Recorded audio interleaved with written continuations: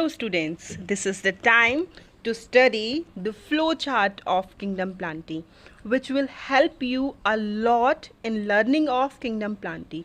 If you learn this flow chart clearly, then you will not face any type of problem in studying kingdom planting. So let's start. Firstly, students, जो plants होते हैं, plants को divide करा गया है कुछ एक basis पे। तो जो सबसे पहला बेस है वो है डिफ्रेंसिएशन प्लांट की बॉडी का, कि प्लांट की जो बॉडी है उसको डिस्टिंग्विश नहीं कर सकते। कुछ प्लांट्स ऐसे होते हैं, ऑन द अदर हैंड कुछ प्लांट्स ऐसे होते हैं जिनके अंदर डिफ्रेंशिएट करा जा सकता है। प्लांट की बॉडी मतलब प्लांट के अंदर रूट, शूट और स्टेम को डिफ्रेंशिएट अगर नहीं करा जा सकता तो उन प्लांट्स को बोलते हैं थैलोफाइटा।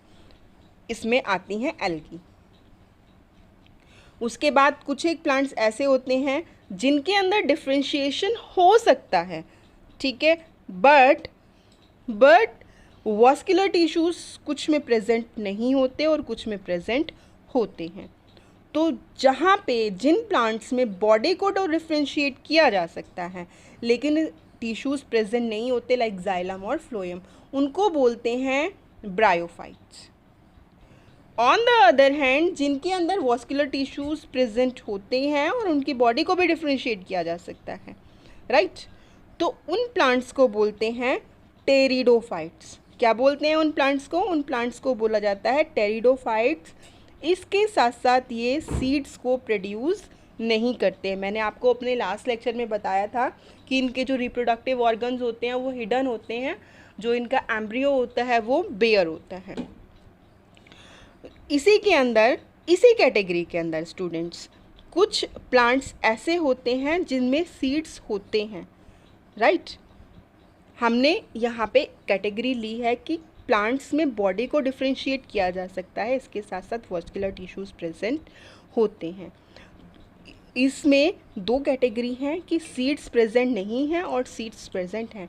तो जहाँ पे सीड्स प्रेजेंट नहीं है उनको टेरिडोफाइट्स बोल रहे हैं और जहाँ पे सीड्स प्रेजेंट है उनको फेनेरोगैम्स बोल रहे हैं।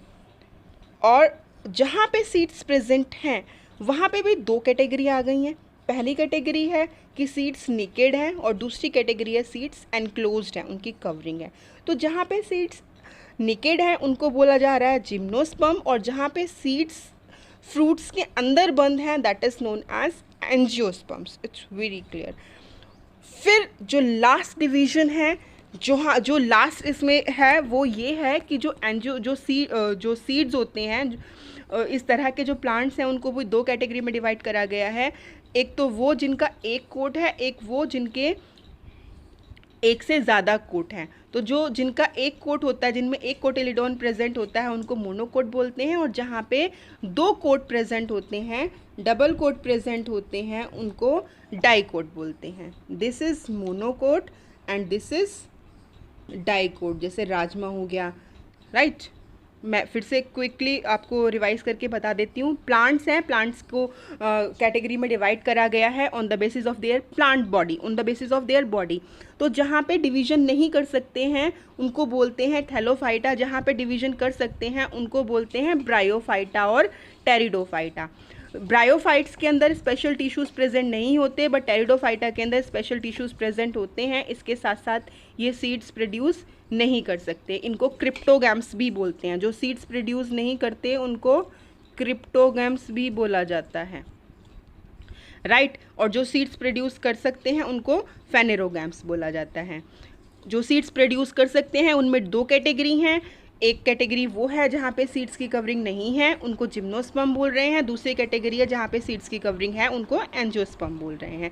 एंजियोस्पर्म्स को भी फर्दर टू कैटेगरीज में डिवाइड करा गया है। One is dicot, other one is monocot. Monocot का मतलब कि वन कोटिलिडोन और डाइकोट का मतलब two cotyledon, two covering, right. Students, I hope कि आपको ये लेक्चर भी क्लियर हो गया होगा।